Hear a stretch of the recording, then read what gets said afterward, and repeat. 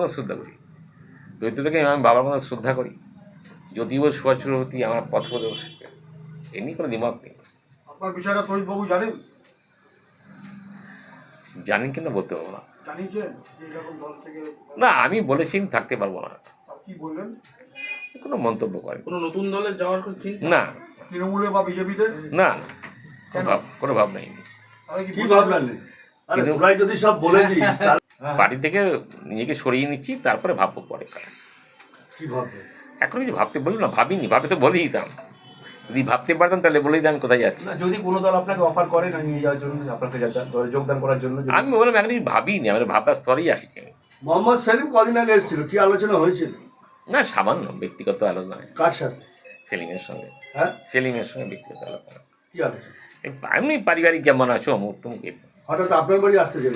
না, ও এখানে এসেছিল, এই এখানে ব্যারাকপুরে মিটিংয়ে এসেছিল কে? সেলিম, সেই সুবাদে আসা। আমার সঙ্গে দীর্ঘদিনের পরিচয়, এই সুবাদে আসা। তাহলে একটা সময় তো সেলিমের সাথে অনেক কাটিয়েছেন আপনি, অনেক দিন কাটিয়ে। হ্যাঁ, সেলিমের বললাম, সেলিমের আমার ভালো সম্পর্ক ছিল ওর সঙ্গে আমার। আসলে সেলিমের সঙ্গে কীরকম?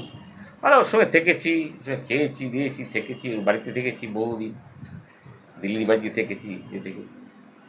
আপনার এই কত বছরের রাজনৈতিক জীবন সমাপ্তি ঘটতে চলেছে?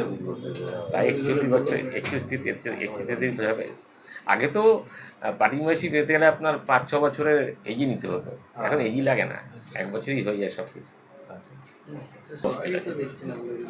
মুশকিল আছে, শূন্যই থাকবে, মুশকিল আছে আসলে।